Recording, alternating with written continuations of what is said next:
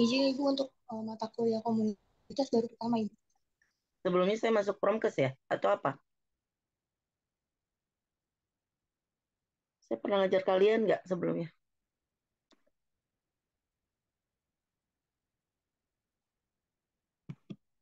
Saya udah pernah ngajar sebelumnya belum, Adinda?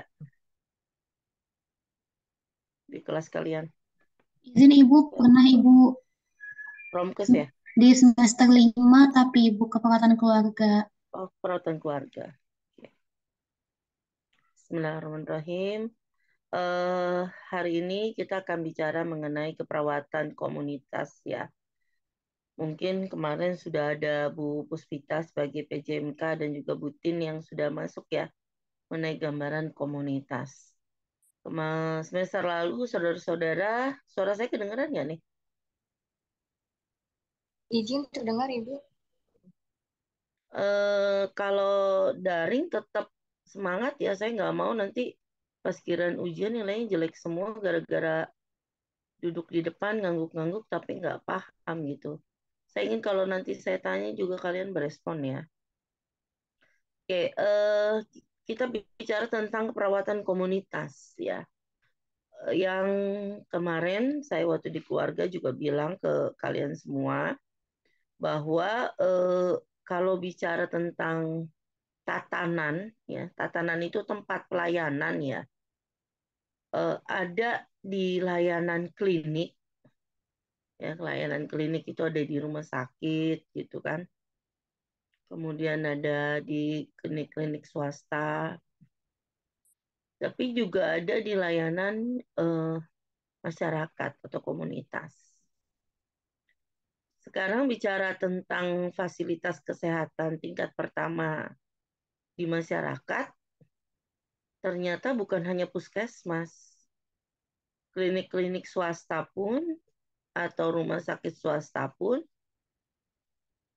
dengan adanya aturan yang baru terkait dengan pemberlakuan BPJS itu menjadi fasilitas kesehatan tingkat pertama. Kalau Anda dengar istilah FKTP, itu singkatan dari fasilitas kesehatan tingkat pertama. Ternyata bukan hanya puskesmas. Kalau dulu bicara puskesmas itu, ya iya dia yang pertama. Jadi kalau ngomongin dulu pelayanannya, orang sakit sebelum ke rumah sakit, misalnya minta rujukan, dia dari puskesmas. Tapi sekarang ketika seseorang daftar menjadi peserta asuransi BPJS, maka dia dipersilakan memilih tempat untuk dia pertama kali berobat atau memeriksakan kesehatannya di wilayahnya. Jadi, nah wilayahnya yang dekat dengan tempat tinggal dia. Jadi ada daftar dan memang salah satunya juga ada puskesmas di situ ya. Jadi ada apa namanya, orang kalau sakit dia langsung ke puskesmas, ada orang sakit males ngantri ke puskesmas mendingan di klinik aja, ada yang seperti itu gitu. Kalau Yeni pakai BPJS nggak? Yeni Chandra, Izin menjawab pakai Ibu. kamu menggunakan fasilitas yang pertamanya kalau sakit keluarga kamu di mana?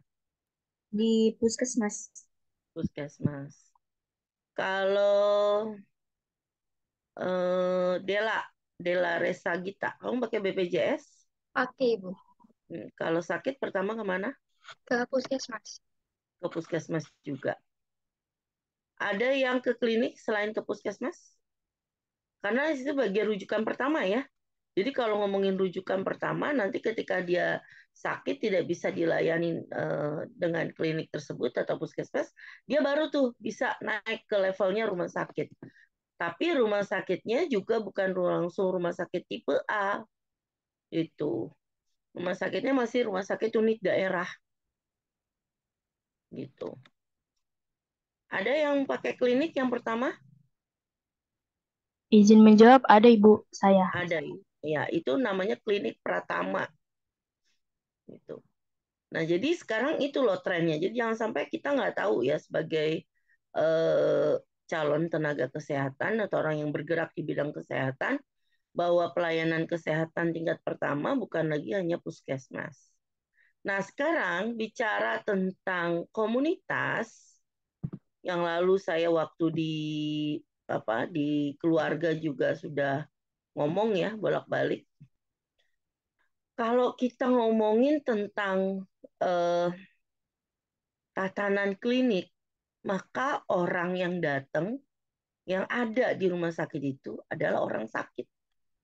Yang dia datang ke dokter, kemudian dia dirawat, itu karena dia sakit. Ada masalah kesehatannya. Tapi kalau bicara tentang komunitas, pelayanan kesehatan yang diberikan kepada masyarakat itu tidak hanya yang sakit, tapi juga ada yang sehat. Nah, bicara tentang keperawatan komunitas itu ngomongnya kan kesehatan masyarakat ya. Dan keperawatan adalah keperawatan. Jadi bicara tentang pelayanan keperawatan komunitas itu memadukan dua konsep sebenarnya. Konsep kesehatan masyarakat dan juga konsep keperawatan.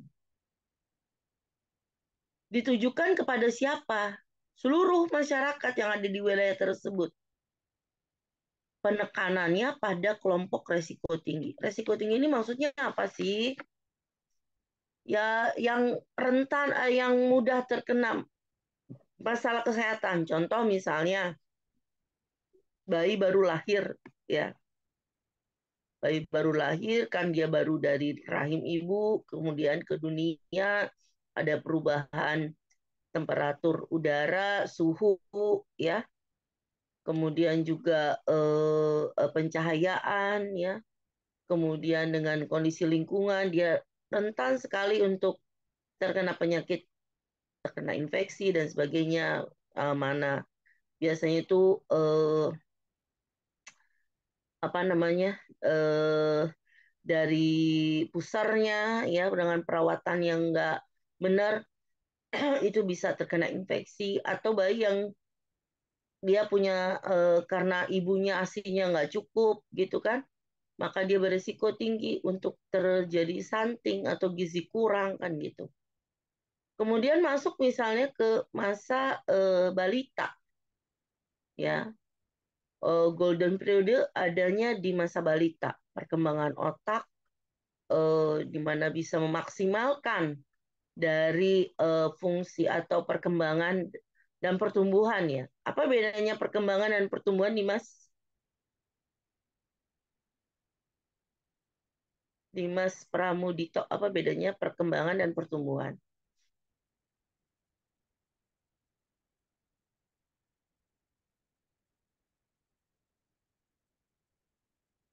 Kamu dengar saya, Dimas? Izin jawab mendengar Ibu. Kalau Ya. pertumbuhan itu berhubungan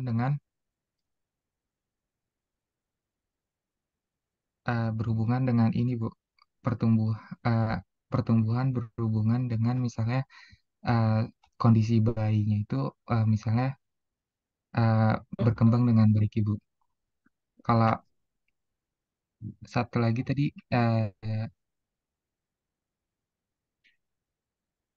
Perkembangan. iya, Kita udah ngomongin perkembangan balita loh, kamu masih ngomongin bayi. Ibu udah iya, ngomongin itu balita, kamu masih ngomongin bayi. balita Ibu. Maaf. Untuk perkembangan itu seperti sel Ibu. Coba Atia, Atia Kamila. Apa bedanya perkembangan dan pertumbuhan? Iya, Ibu, izin masuk. Menurut saya kalau pertumbuhan itu seperti yang sifatnya kuantitatif, Ibu, misalnya pertambahan berat badan dan mungkin tinggi badannya. Lalu kalau untuk perkembangan itu seperti fungsi fisiologis tubuhnya, Ibu. Mungkin perkembangan otaknya, Ibu, lalu mobilisasinya mungkin seperti itu, Bu. Oke, bagus ya. Benar sekali. Ya, jadi apa yang disampaikan Tia itu benar. Jadi kalau ngomongin tumbuh, itu bisa diukur, ukurnya dengan timbangan, ya untuk mengukur berat badan, dengan pengukur tinggi badan, ya, kemudian dengan meteran untuk tahu EMT, ya, tumbuh. Jadi kalau ngelihat itu, Misalnya dia usia balita itu dia normal kalau berat badannya 2N plus 8 rumusannya. Jadi kalau dia misalnya umurnya 2 tahun, berarti berat minimalnya adalah 2 kali 2 tambah 8. Ya, jadi kurang lebih 12 kilo, misalnya seperti itu. Itu untuk yang mengukur pertumbuhan. Kalau perkembangan, di keperawatan anak itu menggunakan KPSP ya. Jadi menilai bagaimana perkembangan motorik. Motorik itu misalnya yang bayi tadinya dia telentang aja, kemudian dia bisa miring kanan, miring kiri, tengkurap, ngangkat kepalanya, kemudian lagi nanti umur 6 bulan, 8 bulan udah mulai duduk, kemudian mau ke 1 tahun udah mulai berdiri dan melangkah ya, belajar melangkah. Kemudian nanti ketika ngomongin sensorik, dia misalnya diberikan makanan ya secara itu dia distimulasi, misalnya makanan dia bisa misalnya menggenggam ya, kemudian ngunyah gitu ya, kemudian berkedip. Nah, seperti itu. Jadi mengukurnya dengan permainan, main bola lah, permainan puzzle lah, seperti itu. Kemudian juga ada perkembangan kognitif, perkembangan bahasa, kemampuan bicara mama, papa, itu kapan, usia berapa gitu. Itu adalah perkembangan. Nah, ini kelompok risiko tinggi setiap tahapan berbeda. Masuk lagi misalnya, itu kan anak balita ya. Kalau remaja masuk ke kelompok risiko tinggi enggak? Kotrun nada puspa. Kalau remaja masuk ke risiko tinggi enggak? Izin menjawab Ibu, sepertinya tidak kalau menurut saya. Tidak. Ada yang jawabannya sama kotrun nada? Atau beda? Ada yang mau ngasih pendapat?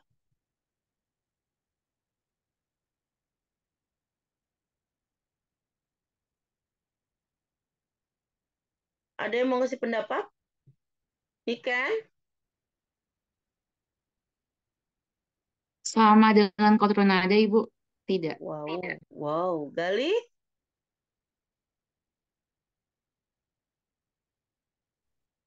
Ya izin Ibu, sama Ibu. Tidak. Wow, sama semua ya? Ada yang bilang masuk nggak? Ada yang pernah Izin. melewati masa remaja atau sekarang masih ada dalam tahap remaja? Remaja itu usia dari berapa sampai berapa?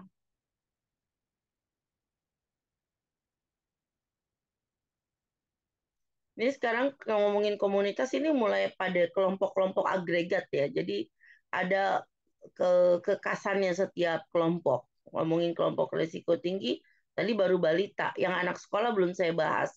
Langsung kita masuk ke remaja. Oke, remaja ngomonginnya dari usia berapa sampai usia berapa? Dia kelompok risiko tinggi bukan? Ada yang bisa ngasih pendapat?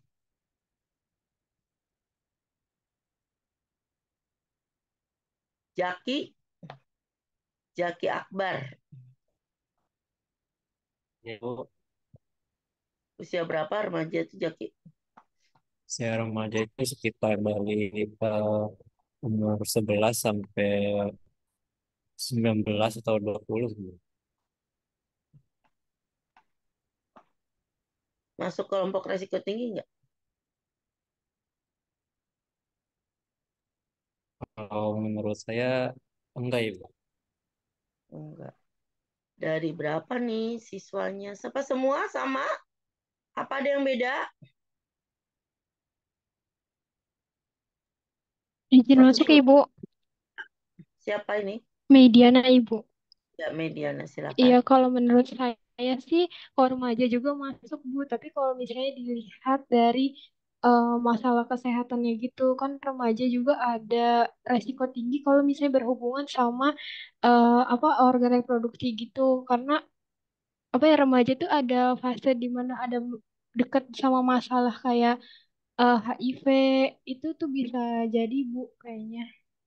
Keren, bener. Remaja itu kelompok resiko tinggi. Ya, karena kenapa ngomongin begitu? Pada masa remaja itu merupakan masa transisi perubahan dari anak-anak menuju dewasa itu adanya di masa remaja. Apa yang terjadi? Pada masa remaja ada masa puber. Ada yang pubernya pada saat balita. Ada. Masa puber hanya ada pada masa remaja. Tandanya apa? Kalau perempuan pada saat pertama kali dia menstruasi, kalau laki-laki pada saat pertama kali dia mimpi basah. Ketika bicara tentang masa puber, setelah mereka masuk ke dalam masa puber, maka aktivitas hormon-hormon seksualnya meningkat. Sehingga banyak perubahan yang terjadi pada masing individu remaja, baik laki-laki ataupun perempuan. Yang laki-laki suaranya mulai berubah, tumbuh bulu-bulu di sekitar kemaluan, di ketiak, ya. Kemudian badannya juga mulai tinggi, ya. Kemudian ada jakunnya. Nah, itu laki-laki. Kalau perempuan mulai timbul pinggulnya, kemudian juga payudaranya, ya. Kemudian juga laki dengan perempuan sama tuh gara-gara perubahan hormon, mungkin ada masalah bau badan, ya. Keteknya suka pada basah, kemudian jerawatan, ya. Kemudian yang lebih ini lagi adalah jatuh cinta. Itu ada pada masa remaja. Nah, ketika itu tidak bisa dia kendalikan, maka tepat sekali akan berisiko terhadap terjadinya penyimpangan perilaku remaja, terutama yang terkait dengan kesehatan reproduksi. Karena dia saking hormonnya tinggi, pengennya pacaran, ya, pengennya ciuman, nonton bokep, pergi berduaan, kemudian melakukan tindakan yang asusila, itu terjadinya pada masa remaja. Mencoba hal-hal yang baru seperti merokok, ya, kemudian main game sampai malam, begadang, kemudian juga tawuran, ya, itu juga remaja. Jadi salah sekali kalau dibilang bahwa remaja bukan risiko tinggi. Justru HIV AIDS, nafsa, itu gudangnya ada di masa remaja. Ya. Jadi setiap perkembangan, pertumbuhan perkembangan yang ada di masyarakat, itu ada masalahnya sendiri-sendiri. Kalau anak sekolah pada masa itu dia mulai main, ya lari sana, lari sini, nyobain jajanan, kemudian makan susah, ya, seperti itu. Kemudian kadang-kadang susah disuruh mandi, suruh pakai sendal. Sehingga kalau misalnya anak-anak itu, anak sekolah, sering terjadi kecelakaan, naik sepeda jatuh, naik-naik tangga, ya itu banyak banget yang terjadi kecelakaan. Kemudian gizi kurang, masalah gizi, hobi jajan itu juga ada di anak sekolah. Gigi keropos, diare, DBD, ya, kemudian cacingan, itu adanya di anak sekolah. Gitu. Jadi setiap agregat, setiap kelompok punya khas sendiri-sendiri. Novi, kalau misalnya habis remaja masuk ke dewasa, kalau dewasa risiko tinggi nggak?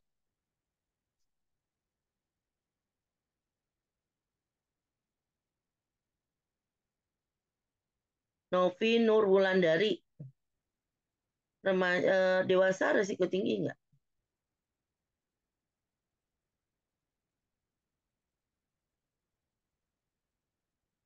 Amelia Cynthia Pasaribu,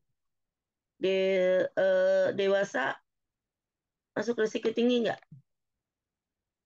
Enggak, Ibu. Enggak. Vini Sarwatul Mufidah, masuk resiko tinggi nggak? Tidak, Ibu. Enggak. Farda Damayanti,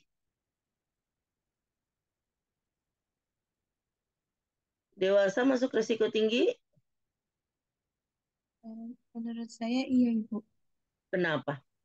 karena pada dewasa ini kan karena eh, dari pola makan yang sebelum-sebelumnya biasanya timbulnya awal dari diabetes atau hipertensi suatu seseorang Ibu, biasanya mulai di fase dewasa Ibu.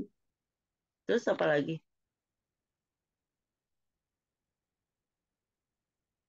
Apa lagi? Ada lagi yang mau menambahkan? Dewasa, ada yang sama pendapatnya bahwa dewasa masuk kelompok berisiko? Roynaldo? Sama pendapatnya Roynaldo?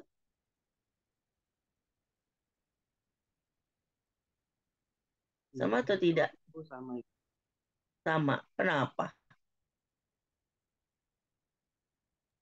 Di sini Bu, kalau dewasa itu biasanya kayak zaman sekarang tuh risikonya banyak gitu karena faktor makanan kayak sekarang kan banyak junk food, makanan cepat saji yang menyebabkan remaja dewasa sekarang kebanyakan hipertensi, terus makanan manis-manisan juga banyak, jadi menyebabkan diabetes itu Bu, menurut saya. Iya. Bagus sekali ya jawaban tadi bahwa risiko tinggi. Benar, risiko tinggi. Yang pertama, ini usia produktif loh dewasa itu. Ya, tadi kalau ngomongin remaja, kalau menurut WHO itu sampai usia 21 tahun ya. Dari usia sekolah itu 6 sampai 12, ada beberapa referensi ngomongin remaja dari 11, tapi referensi yang ini adalah 12 sampai 21 tahun itu masuknya ke remaja. Kemudian di atas 12, di atas 21 tahun sampai 60 tahun itu masa dewasa. Pada masa dewasa tuh rata-rata semuanya sibuk karena masa produktif. Rata-rata ya, walaupun ada yang nggak sibuk. Tapi kita bicara tentang rata-rata bahwa itu adalah usia produktif. Mereka bekerja. Mereka berhadapan dengan banyak masalah. Mereka berhadapan dengan udah punya duit, kemudian gaya hidup diatur sesuai dengan duitnya. Makan junk food, ya, kemudian mungkin juga gara-gara kerja overtime, kurang tidur, kemudian gara-gara kerja kelelahan jadi juga nggak pernah olahraga gitu ya, makan bebas atau makan nggak terkontrol karena punya uang, makan lagi gitu. Jadi udah stres makanan, kemudian kurang olahraga, boro-boro ke dokter gitu. Jadi udah deh banyak banget masalah yang menyebabkan usia produktif jadi nggak produktif gara-gara tidak dilaksanakan upaya kesehatan dengan baik pada masa itu. Yang terakhir adalah kelompok lansia. Kalau bicara tentang lansia, kalau tadi balita golden period dia berkembang mulai naik ya, remaja merupakan transisi pada masa usia dewasa produktivitas ya. Kalau lansia grafiknya menurun karena ada proses menua. Ada penyakit degeneratif akibat proses menua yang tidak bisa dihindari. Masalahnya tentu lebih banyak lagi. Nah, jadi kalau kita lihat dari masyarakat yang sebegitu banyaknya dengan kelompok-kelompok yang banyak tadi, tidak semuanya juga dalam kondisi sakit. Dan tidak semuanya ada di rumah sakit, yang paling banyak adanya di masyarakat. Kita berharap bagaimana supaya mereka pada tahap tumbuh kembangnya dalam kondisi sehat atau paling tidak mereka tetap mempertahankan kesehatannya, tidak menurun kesehatannya ataupun sampai kondisi sakit. Gimana? Apa yang harus dilakukan tadi? Upaya promotif. Promotif itu meningkatkan kesehatannya. Contohnya bagaimana sih meningkatkan kesehatan? Makan yang bergizi. Ngapain lagi? Olahraga. Ya. Apalagi gitu kan? Manajemen pengelolaan stres. Preventif, menciptakan lingkungan yang baik juga bisa. Preventif, ya. Mulai dari imunisasi dilengkapi, makanan-makanan yang bergizi, kemudian juga deteksi dini, ya, kontrol, screening, nah itu dilakukan. Jadi nggak sakit, tapi diupayakan supaya tidak sakit. Itu adanya di keperawatan komunitas. Jadi kalau ngomongin di keperawatan komunitas, kita bicara kalau di keperawatan klinik ketemu pasien TBC, bicara, oh ini kondisi pasiennya udah parunya masih maksudnya tinggal berapa persen lagi gitu. Kalau di klinik tuh ya, ini batuknya, dahaknya susah dikeluarin, harus dinebu. Itu adanya di klinik. Tapi kalau ngomongin TBC dengan orang keperawatan komunitas, maka yang kamu pikirkan adalah bagaimana pasien TBC ini sukses melewati program minum obatnya. Jangan sampai dia paket obatnya 6 bulan, putus di tengah jalan. Sehingga nanti ketika dia dalam kondisi masuk lagi TBC, itu susah diobati atau istilahnya TBMDR. Ya, itu susah. Pasti nanti kondisinya akan lebih parah. Ketika ketemu pasien TBC, orang komunitas yang di dalam upaya pelayanannya adalah bergerak supaya tidak menular ke anggota keluarga lain, tidak menyebar juga kumannya ke masyarakat atau tetangga lainnya. Ketika bicara TBC, maka orang komunitas mendorong supaya pasiennya segera sembuh dengan daya tahan tubuh yang kuat. Bagaimana pemenuhan gizinya, bagaimana istirahat tidurnya, bagaimana olahraganya, bagaimana dia kontrol ke dokter, itu adanya di komunitas. Tadi kalau dia ada di rumah sakit, ngomonginnya di inhalasi, di fisioterapi, ya. Kemudian juga yang parah mungkin pasang WSD, gitu. Mungkin juga pengobatannya kalau kondisinya lemah sudah dikasih oksigen, itu adanya di rumah sakit. Beda, walaupun pasiennya sama dengan kasus TB. Mulai tergambar di sini? Mulai tergambar? Wow, saya ngomong sendirian. Tergambar yang saya jelaskan? Ya, sudah mulai tergambar, Ibu.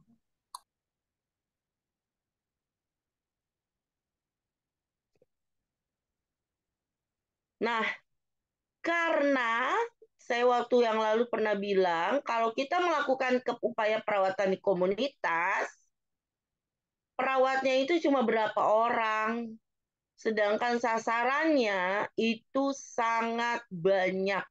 Kayak sekarang aja, kakak kamu cuma ngambil 1 RW. 1 RW itu 4 RT. Tapi kepala keluarganya hampir 600. Ngomongin ke anggota keluarganya atau individu yang ada di dalam RW itu di atas 10.000. Perawatnya berapa? Gak ada.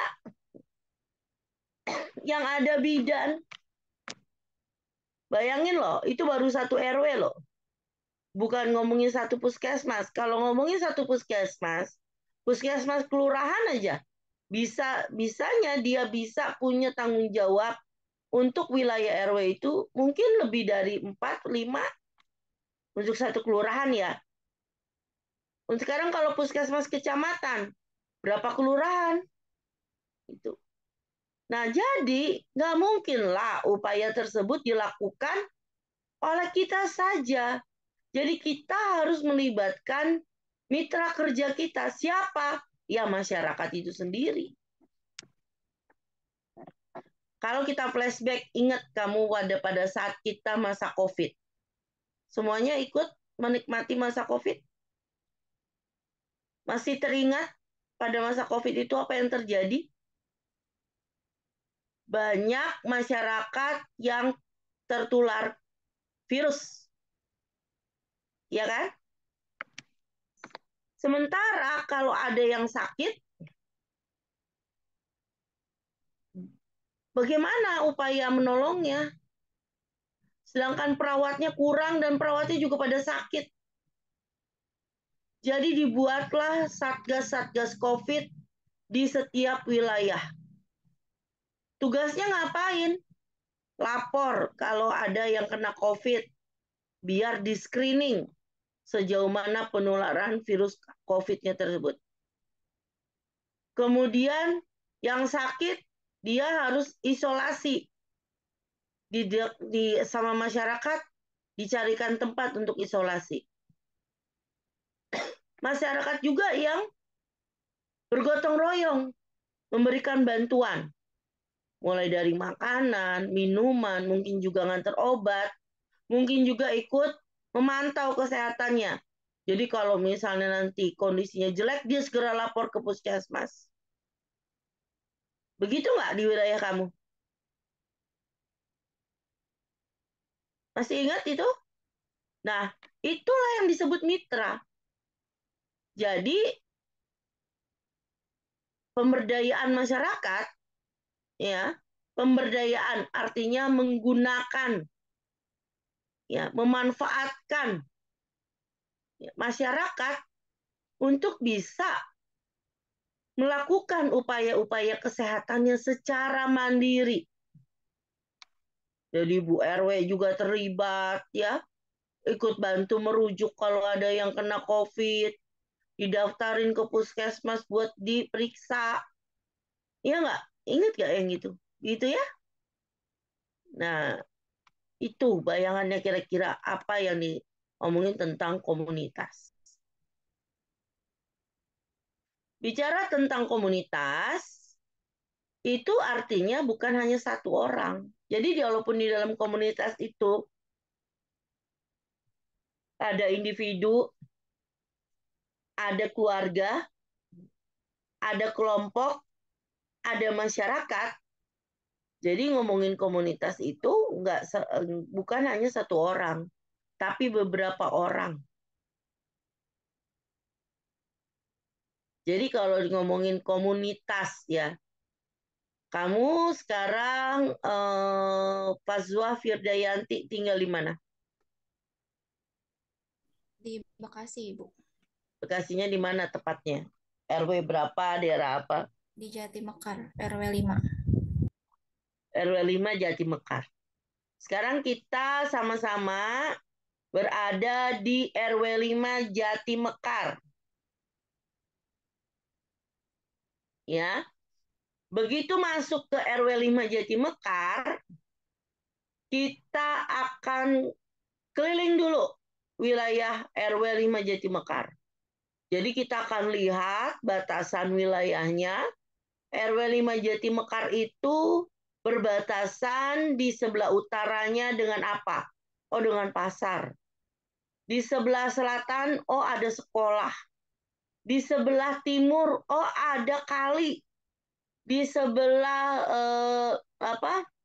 barat, oh ternyata di sebelah barat itu berbatasan dengan wilayah Jakarta. Itu baru ngomongin batasan wilayah. Ya.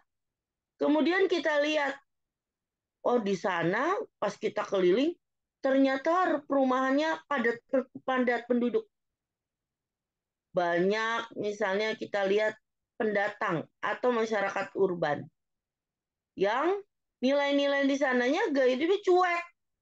Satu dengan yang lainnya juga nggak terlalu banyak berinteraksi. Masyarakat sekarang itu yang dekat tidak ditanya, yang jauh ditanya. Iya nggak? Yang sakit depan rumah nggak ketengok, tapi temen yang sakit di Bandung ketengok. Itu tuh sekarang di masyarakat. Nah, kita juga ngelihat di wilayah tersebut mereka tuh mayoritas tertarik dengan apa? Kalau sekarang identifikasi dengan pemilu, biasanya kita juga langsung khas. Kelihatan banget ini wilayah ini adalah pendukung siapa, itu biasanya sudah bisa kelihatan juga kalau pas pemilu begini. Karena kita ngelihat banyak partai, banyak atribut partainya, misalnya seperti itu. Ya. Kemudian kalau ngomongin wilayah, ngomongin komunitas, biasanya ada masalah yang bisa diidentifikasi atau diatasi bersama. Dulu ngomongnya istilahnya public health nursing, kemudian berubah jadi community health nursing, CHN ya. Ini apa namanya? Itu untuk keperawatan komunitas.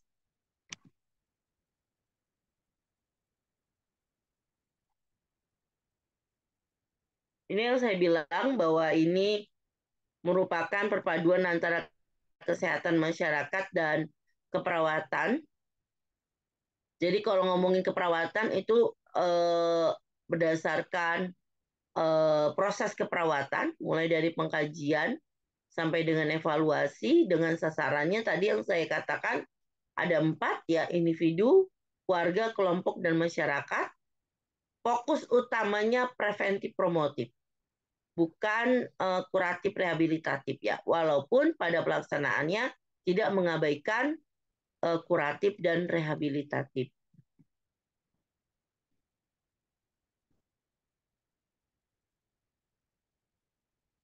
Nah, ini keperawatan kesehatan komunitas itu dari ilmu kesehatan masyarakat dan teori keperawatan ya. Ada kelompok-kelompok khusus yang tadi saya sampaikan ya, nanti untuk di tingkat 3 ini emang nanti akan banyak ngomongin agregat ya, masing-masing kelompok. Kemudian tetap pokoknya kalau ngomong komunitas, upaya utamanya adalah promotif preventif.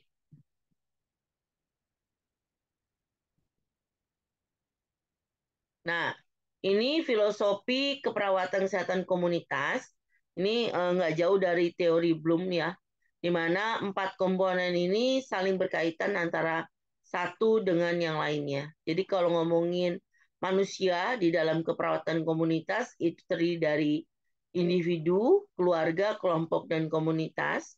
Bicara tentang lingkungan, bukan hanya lingkungan fisik, ya lingkungan fisik itu sarana prasarana yang ada di komunitas, mulai dari sarana kesehatan, pendidikan, ekonomi, keamanan dan lain sebagainya. Kalau psikologis itu bagaimana merasakan nyaman berada di wilayah, ya. Jadi kalau wilayahnya misalnya tinggal di daerah Matraman yang sering tawuran, pasti takut deh. Waduh, subuh-subuh rame, oh tawuran lagi nih gitu ya. Atau tinggal di pinggir rel kereta api, jadi bising terus kemudian takutan kalau ada misalnya kereta api yang anjlok kayak kemarin, atau yang tinggal di bantaran sungai, kalau udah mulai naik udah cemas. Itu pengaruh secara psikologis ya. Sosial budaya, hal-hal apa yang menjadi nilai-nilai di wilayah tersebut. Kemudian juga spiritual terkait dengan keyakinan, ya bagaimana melaksanakan itu dalam kehidupan sehari-hari. Nah, ini memengaruhi antara keperawatan dan kesehatan. Ya, ngomongin keperawatan nanti ada 3 level pencegahan.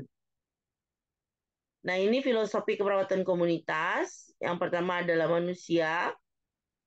Ya, kalau komunitas sebagai klien pada wilayah tertentu, ada batasan geografiknya. Kemudian kalau ngomong kesehatan, sehat itu bebas dari penyimpangan penyakit, ya. Kalau ngomong lingkungan itu berbagai faktor baik internal ataupun eksternal. Itu. Kalau keperawatan adalah intervensi atau tindakan yang bertujuan untuk menekankan stres dan upaya untuk meningkatkan kemampuan komunitas.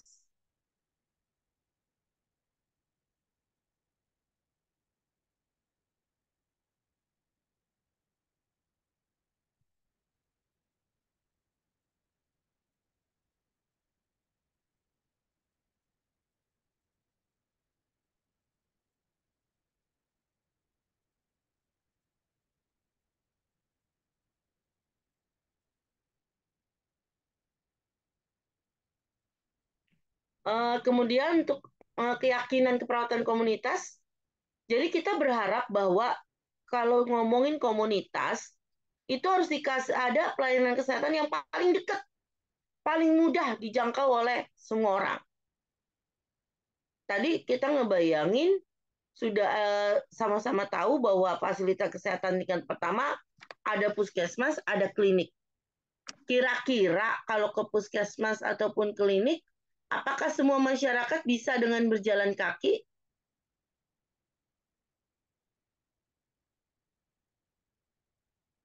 Ke puskesmas atau ke kliniknya? Bisa nggak diakses dengan jalan kaki ke puskesmas? Apakah setiap masyarakat bisa mengakses dengan normal ya? Memang ke Bandung pun juga kita bisa dengan jalan kaki, tapi kan nggak normal. Naik mobil aja 2-3 jam, masa kita ke Bandung jalan kaki juga butuh berapa hari, 1 hari misalnya, kan nggak. Ini maksud saya pertanyaannya adalah, kan ini harus paling dekat dengan masyarakat. Kita sudah ada puskesmas, sudah ada klinik. Apakah semua masyarakat yang ada di wilayah tersebut ya bisa dengan akses jalan kaki ke puskesmas? Izin menjawab, menurut saya harusnya bisa, Ibu. Kan sekarang kondisi sekarang, bisa apa enggak? Di beberapa tempat bisa, namun untuk di daerah-daerah pedalaman yang kayak yang layanan kesehatannya masih kurang, itu masih belum bisa. Kamu rumahnya di mana? Saya di Tanjung Priok, Ibu. Di Tanjung Priok. Satu puskesmas membawahi berapa wilayah? Itu puskesmas kecamatan atau kelurahan? Dekat kamu kelurahan apa kecamatan? Kelurahan, Ibu. Kelurahan. Kamu kalau ke sana jalan kaki bisa? Bisa. Butuh berapa lama? 5 menit, 7 menit sampai di dalam Nah, sana. itu RW yang dekat situ bisa. Sekarang kalau RW-nya berbeda, ada nggak RW yang berbeda dari puskesmas itu? Karena itu puskesmas kelurahan pasti membawahi beberapa RW. Iya nggak? Iya nggak? Iya nggak jawabannya? Ya, Ibu. Iya. Jadi RW-nya itu memang tinggalnya semua dekat puskesmas itu. Pasti ada radius jaraknya ya nggak? Ya kan? Pasti ada yang radiusnya misalnya 500 meter, ada yang radiusnya 1 kilo, kan gitu. Oleh sebab itu, karena ini prinsipnya tersedia, dapat diterima, dan dapat dijangkau oleh semua orang, maka pelayanan kesehatan di komunitas itu bukan hanya puskesmas dan juga bukan hanya fasilitas kesehatan tingkat pertama seperti klinik Pratama tadi. Apa contohnya? Ada lagi pelayanan kesehatan yang dekat dengan masyarakat. Kalau satu RW, di RW itu, gitu. Kalau tadi kan puskesmas kelurahan belum tentu di RW itu, tapi kalau ini satu RW ya harusnya ada itu, gitu. Apa fasilitas kesehatannya? Izin Ibu. Izin Bu, Posyandu. Posyandu. Itu yang menjadi salah satu keyakinan dari keperawatan komunitas. Kalau belum ada, harus ada, gitu. Ya, jadi orang komunitas itu ngelihat, wah ini apa namanya? Bagaimana lansia mau cek kondisi kesehatannya secara rutin, bagaimana misalnya balita mau dicek secara rutin kalau di wilayah tersebut nggak ada posyandu.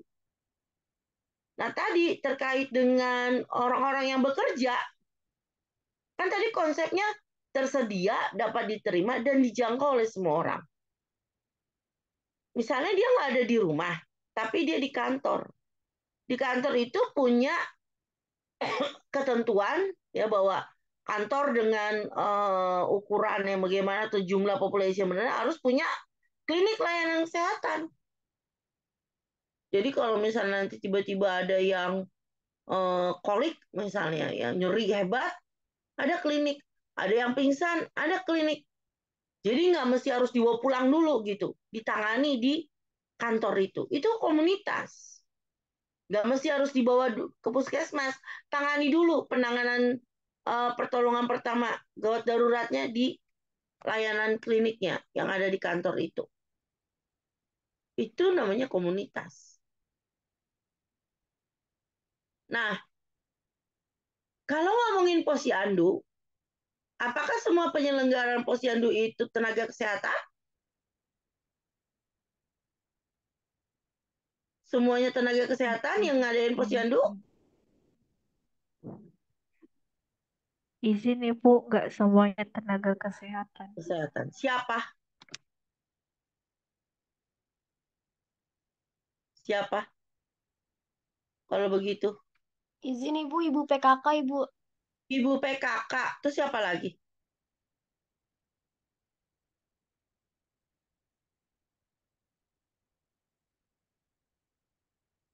Siapa lagi?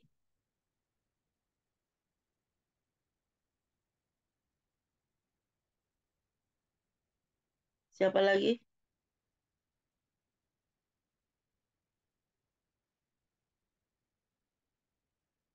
Siapa lagi? RT RW di situ. Masyarakat di situ.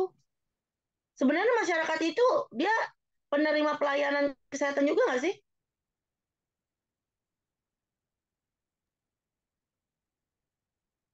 Sebenarnya dia penerima pelayanan kesehatan nggak harusnya? Iya Bu. Iya, tapi karena ini adalah konsepnya komunitas, dari, oleh, dan untuk, maka dia pun terlibat dalam melakukan upaya kesehatan. Seperti posyandu tadi, kalau dia lansia, dia jadi kader, dia perlu diperiksa nggak sih? Perlu kan? Tapi dia juga membantu petugas kesehatan menyelenggarakan posyandu tersebut. Mendorong masyarakat lansia lainnya untuk datang, ya, menyiapkan tempat, ya, kemudian juga membantu melakukan pemeriksaan yang sederhana. Seperti Nancy, misalnya ibu-ibu kader juga udah diajarin tensi, diajarin pemeriksaan, screening ya, seperti gula darah, diajarkan bagaimana senam yang bisa diajarkan kepada lansia, dan bahkan juga penyuluhan. Karena sistem 5 meja, ada meja yang kelima itu adalah memberikan informasi kesehatan ya. Jadi bekerja sama antara perawat sebagai pemberi pelayanan kesehatan dan komunitas atau masyarakat sebagai penerima pelayanan. Gitu. Ya. Jadi kesehatan itu sebenarnya tanggung jawab pribadi. Semuanya harus berpikir untuk hidup sehat. Jadi dari, oleh, dan untuk dilakukan bersama-sama antara petugas kesehatan dan masyarakat. Yang utamanya apa tadi? Fokus pencegahan penyakit dan peningkatan kesehatan. Jadi kalau misalnya di lapangan itu ada lansia dengan DM, kemudian kena gangren, ibu kader nggak melakukan perawatan gangren. Tapi ibu kadernya lapor ke petugas puskesmas dan mendorong supaya masyarakat yang kena gangren ini langsung berobat ke puskesmas ataupun rumah sakit. Gitu. Itu kalau udah upayanya pengobatan, bukan lagi di masyarakat. Tapi kalau ibu kader ketemu dengan pasien DM, maka ibu kader akan bicara, ini gulanya tinggi.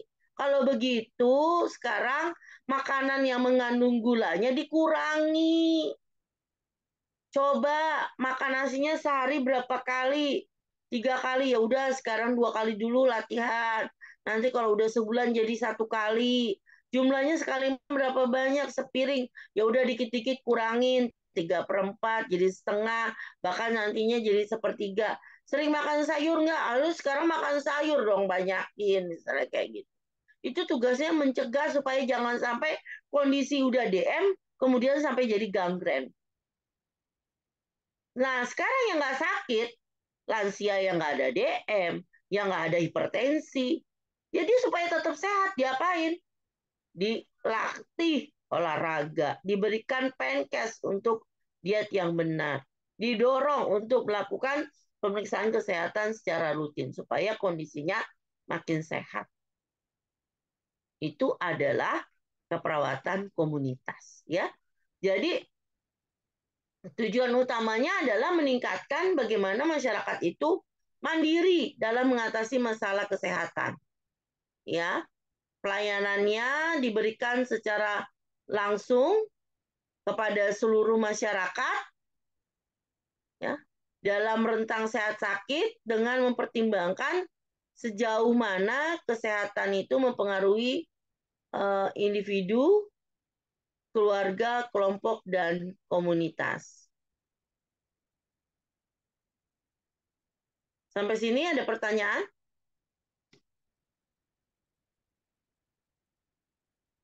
Sampai sini ada pertanyaan?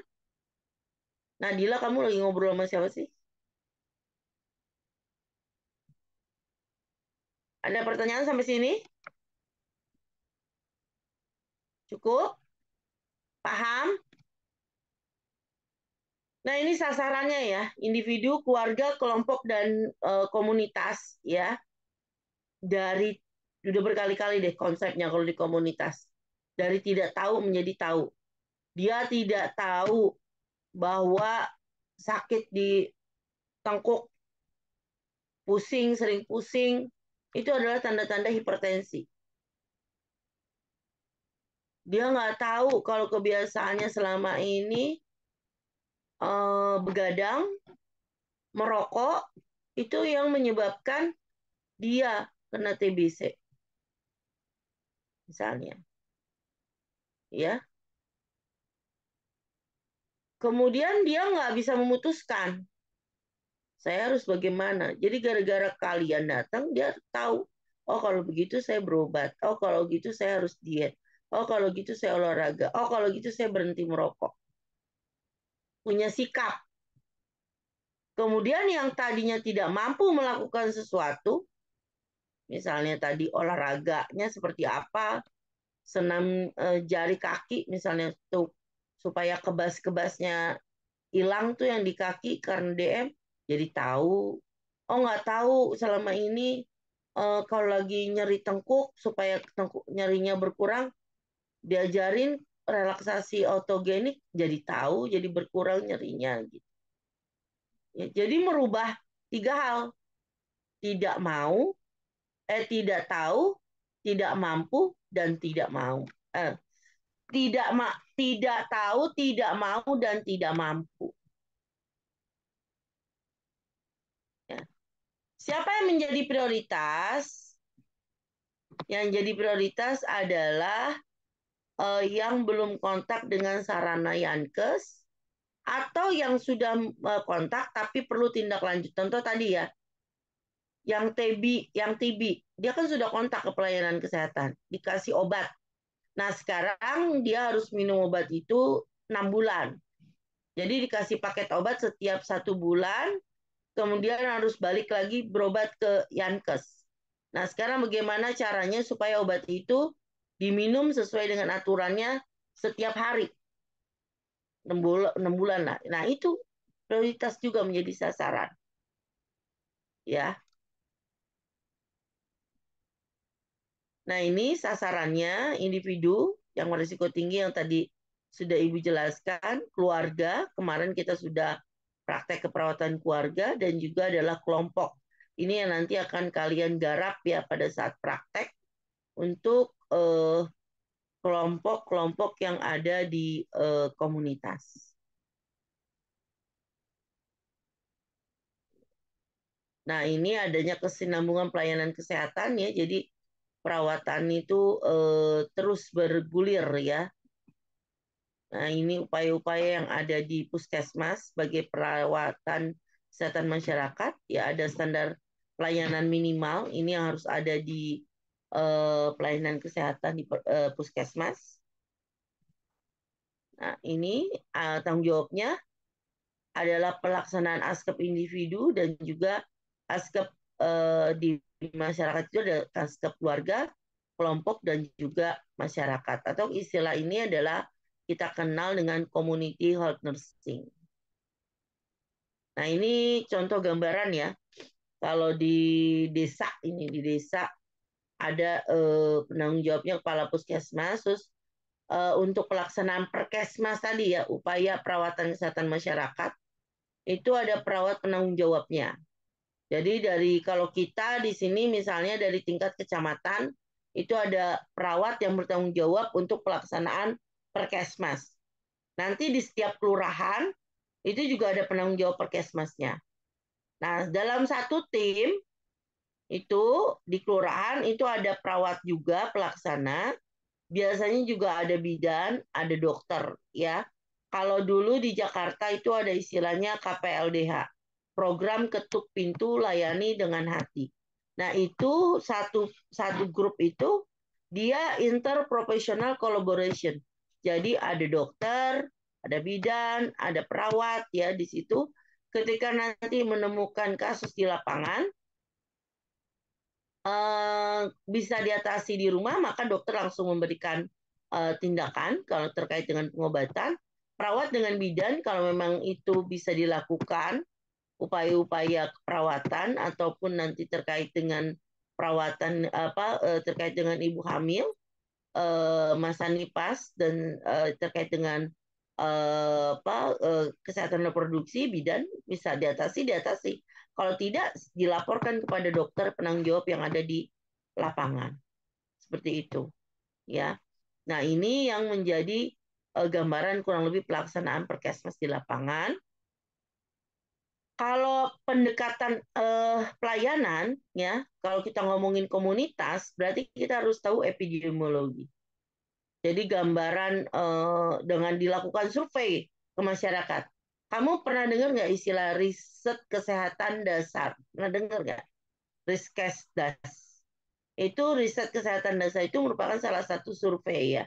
Jadi pendekatan epidemiologi. Di mana setelah kamu berada tadi di RW 5 mana tadi? Kita ada di mana? Jati Makmur ya tadi. Halo? Tadi kita sudah datang ke wilayahnya siapa? Ada di Jati Makmur ya?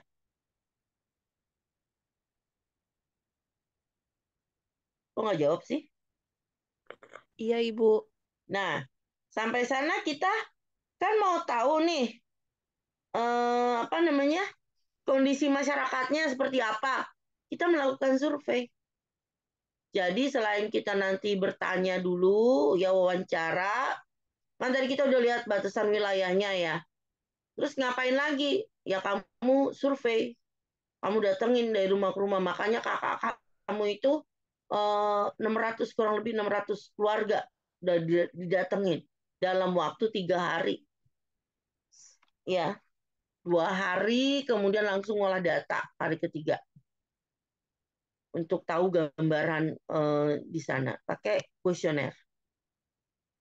Jadi tahu tuh berapa 10 penyakit utama di wilayah tersebut. Kemudian gambaran perilaku, kemudian gambaran bagaimana kondisi kesehatan balita, setiap agregat atau kelompok tadi kelihatan tuh ada masalah-masalah apa aja. Berapa jumlah kakaknya, berapa laki, berapa perempuan, tingkat pendidikannya, berapa persen yang SD, SMP, dan seterusnya, agamanya, pekerjaannya, penghasilan rata-rata, itu hasil survei epidemiologi. Kemudian ini upaya-upaya yang kesehatan dilakukan, primary prevention, secondary prevention, tertiary prevention itu merupakan upaya tingkat pencegahan yang dilakukan dalam kegiatan Perkesmas. Dan kalau ngomongin nursing proses tidak pernah lepas dari tahapan 5 kegiatan yang ada di proses keperawatan, mulai dari pengkajian sampai dengan evaluasi, dengan tujuan akhir adalah kemandirian individu, keluarga, kelompok, dan masyarakat. Nah, sekarang kita lihat nih. Pendekatan nursing proses atau asuhan keperawatan. Kalau ini kan peran perawat yang biru ya. Pada saat awal kamu melakukan pengkajian, peran perawat ini besar. Peran kliennya kecil. Tapi ketika ini terus dilakukan, yang kita harapkan di akhir masyarakat itu makin mandiri dalam melakukan upaya kesehatan. Jadi peran daripada klien atau masyarakat atau komunitas itu besar sedangkan peran dari kita sebagai perawat itu semakin kecil. Ini adalah yang di keperawatan komunitas. Ini yang selalu saya ngomong. 4 intervensi yang ada, ya, pendidikan kesehatan, ada proses kelompok, ada pemberdayaan, ada kerjasama.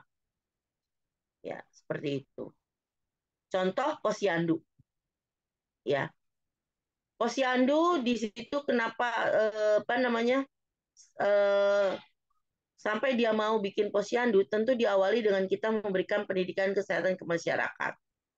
Oh, ini populasi lansianya sangat tinggi.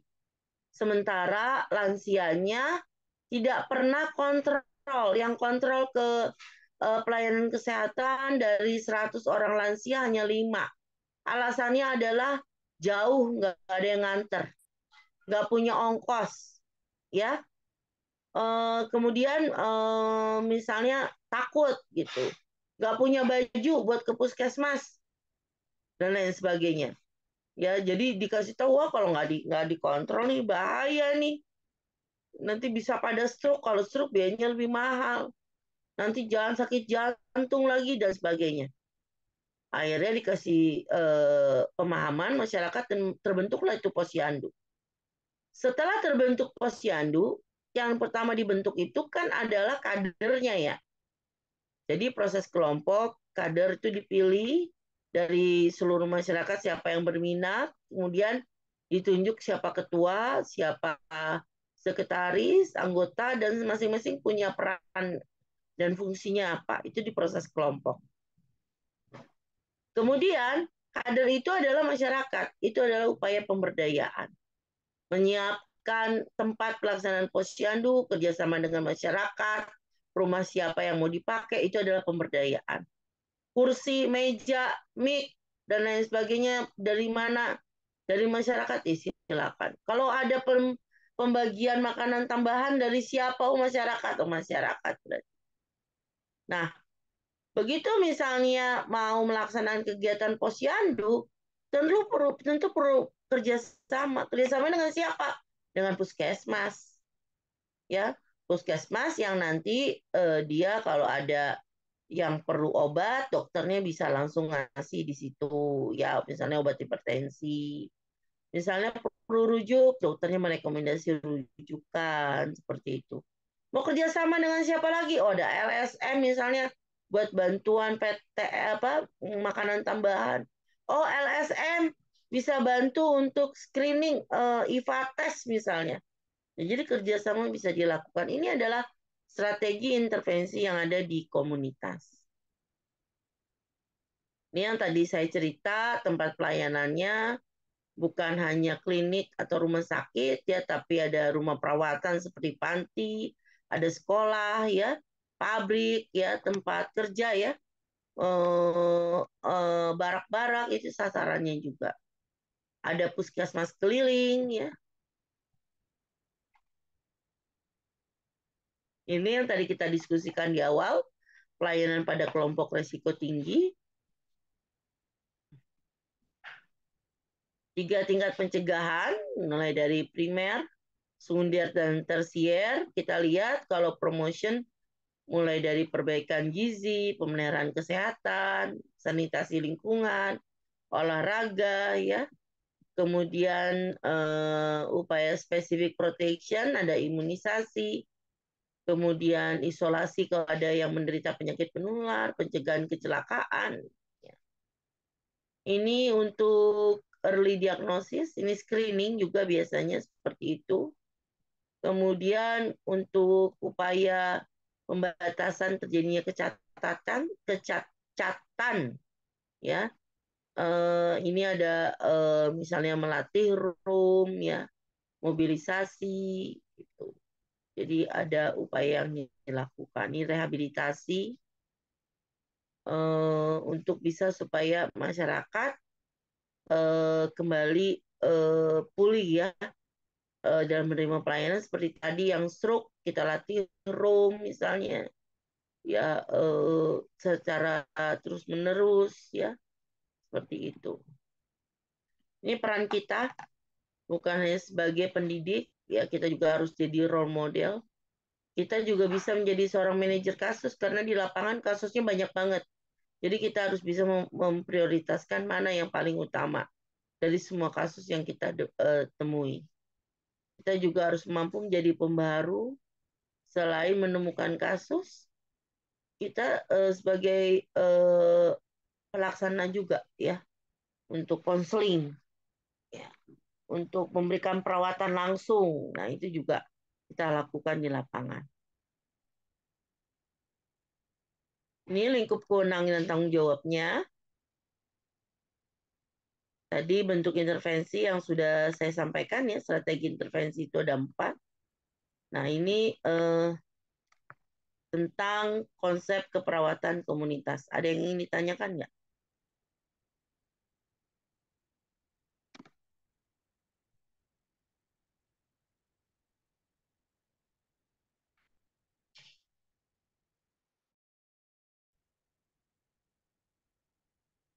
Ada pertanyaan?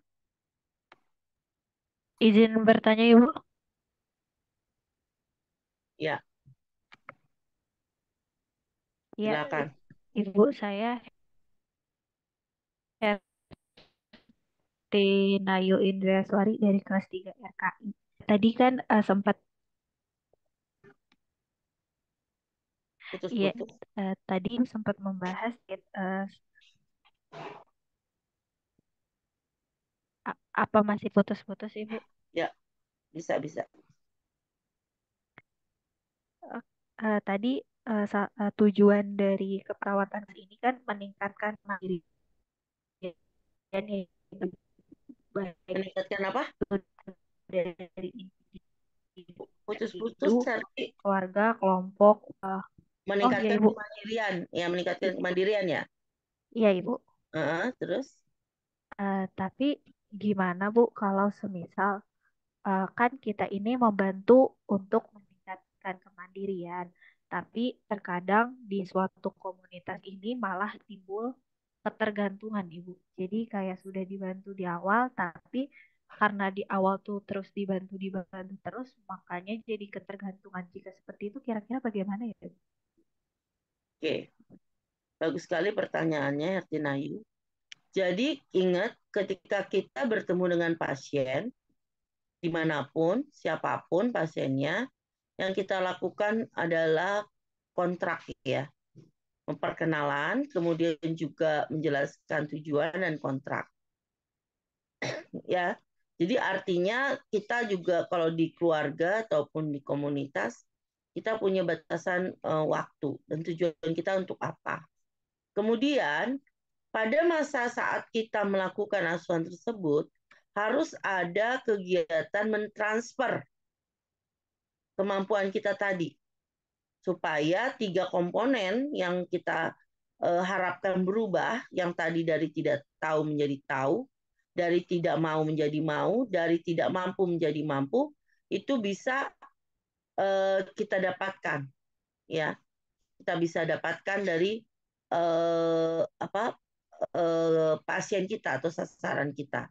Jadi setiap proses itu kita harus mengevaluasi. Misalnya, ketika kamu mengajarkan bagaimana caranya melatih mobilisasi pada pasien stroke ya. Atau kalau di komunitas, kalau itu kan keluarga ya. Kalau di komunitas tadi penyelenggaraan posyandu ya. Kamu pertama sudah membentuk kadernya, kemudian melatih kader, tentu melatih kader ini harus melibatkan orang puskesmas. Setelah itu terbentuk, kan kita pada saat pelatihan itu ada demonstrasi untuk pelaksanaan posyandu. Nanti pada saat pertemuan atau pertama kali posyandu itu dilakukan, mereka kita minta untuk melakukan dan kita mengevaluasi, memonitor, mereka harus melakukan sesuai dengan yang kita ajarin. Jadi ada observasi yang kita lakukan, ada penilaian yang kita lakukan. Selesai penyelenggaraan itu, kita bicara ke mereka. Apa yang kita sudah ukur, tentu secara objektif ya. Kemudian berikutnya kita lihat lagi, gitu penyelenggaraan itu. Setelah itu karena kontrak waktu kita terbatas sudah selesai, berarti kita pergi kan? Nah, pada saat kita pergi itu harus ada rencana tindak lanjut yang harus disampaikan ke masyarakat. Apa yang harus dilakukan setelah kita pergi. Nah, dari situ pemantauannya dari pihak puskesmas. Kalau kita praktek sesaat ya, tapi kalau kita praktek bersama puskesmas, tentu RTL itu kita lanjutkan juga ke puskesmas. Jadi supaya itu berjalan, tetap harus ada pemantauan, monitoring, evaluasi dari pihak kita, dari tenaga kesehatan. Kalau misalnya di rumah, berarti kita harus melakukan kunjungan yang tidak kita rencanakan. Jadi kita pengen tahu apakah itu terselenggara dengan baik atau enggak. Kita nggak usah kontrak, tiba-tiba aja kita main. Kita lihat, oh dia masih kontrol nggak, masih diminum nggak obatnya, gitu ya. Jadi bisa seperti itu. Jadi tetap harus kontrak yang jelas. Pada setiap pelaksanaan harus ada monitoring, evaluasi. Dan terus kita support, dorong bagaimana mereka bisa meningkatkan kemampuannya. Oke?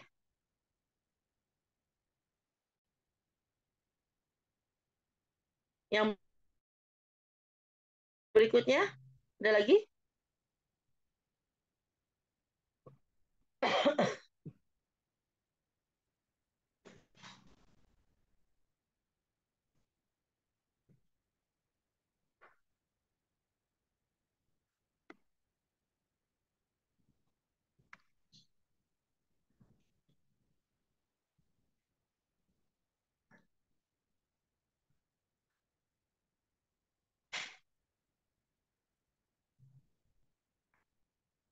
Ada pertanyaan? Cukup? Tadinya saya mau langsung masuk dengan askep komunitas, tapi saya lihat sudah banyak sekali yang nutup video ya. Jadi mungkin udah males sekali dengerin apa penjelasan saya, atau memang sudah dianggap nggak penting, jadi ya saya stop sampai sini. Saya nggak mau juga nanti cuma basa-basi bahwa perkuliahan sudah selesai, tapi kamu nggak dapat apa-apa. Itu saya paling nggak mau. Kita pertemuan berikutnya, saya terus terang aja, memang kondisi bukannya tidak mau ya, karena saat ini ada praktek profesi, kemudian saya itu lagi bergulat dengan mencari lahan praktek ya. Memang waktunya agak susah, belum lagi tugas-tugas lain. Jadi kalau memang bisa diatur waktunya seperti ini, kayak teori model itu kalau nggak salah ada 3 ya, yang harus disampaikan ya setiap kelas kan? Ya, ya nggak begitu? Izin menjawab ya Ibu. Ya, kalau bisa nanti dicari waktunya, kalian satu kelas satu model, jadi nanti presentasi A, B, C, gitu. A, B, dan KI begitu. Kalau bisa sih seperti itu. Kira-kira kapan ya? Nanti dikasih tahu ya, Dinda ya. Baik Ibu. Seperti itu. Kalau nggak salah ada 2 yang sama saya tuh ada 4 pertemuan kalau tidak salah ya. Sebenarnya ini hari ini saya pengen dengan askep, jadi nggak lupa gitu. Cuman kalau kamu otaknya kayaknya udah overload, nggak nyampe juga nanti. Jadi yang berikutnya mendingan askepnya selesai dulu, baru konsep model atau gimana ya?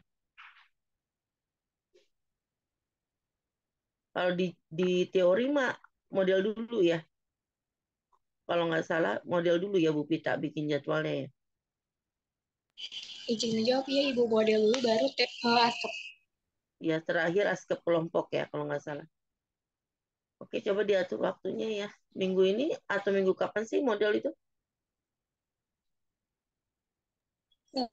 Untuk minggu ini hari Kamis Ibu, kelas A. Tolong dibuat jadwalnya ya, biar A, B, C nanti satu kelas satu model aja presentasinya ya. Tadi sudah ada yang ngirim ke saya, tapi kayaknya belum semua kelas deh. Ya, sudah di screenshot belum ini? Untuk pertemuan sekarang?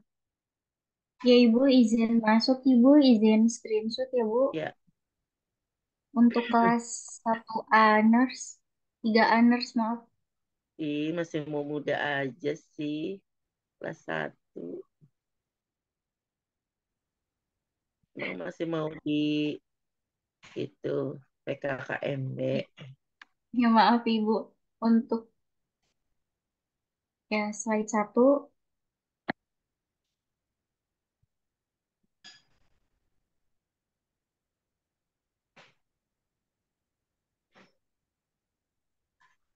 Kalian ini posisi di rumah ya?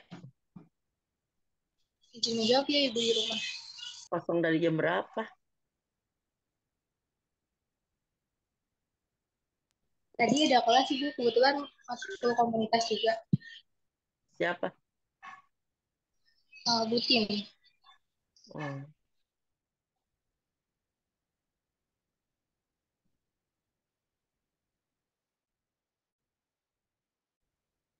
Ini kelas apa nih? Yang foto kelas apa?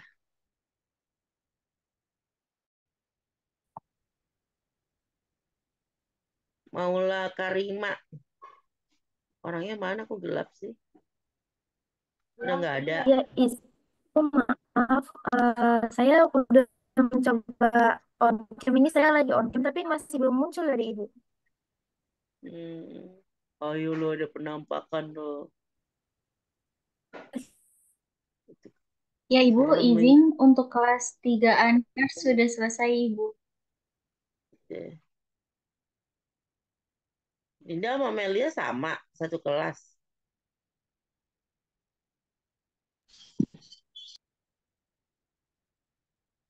Sama Ibu.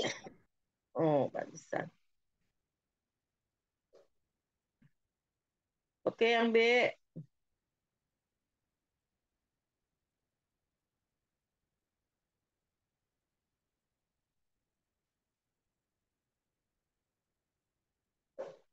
Yang B di foto nggak sih?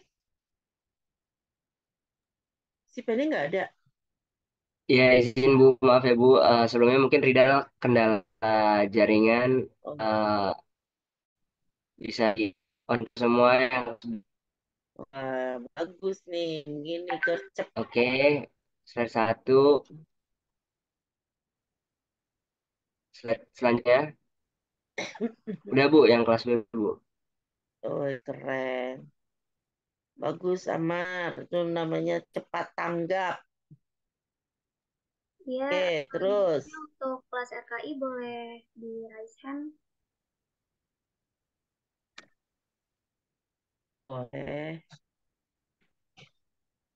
Enak banget sih kamar kamu, Nisa. Ya, untuk slide pertama.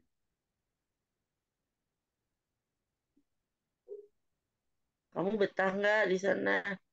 Betah kan? Untuk slide pertama. Baik 1, ya. 2, 3. Iya, Bu. Sehat-sehat semuanya. Untuk slide kedua. Ya, untuk kelas RKI sudah selesai Ibu. Oke, sehat-sehat ya. Udah lama nih nggak pakai di rumah baru.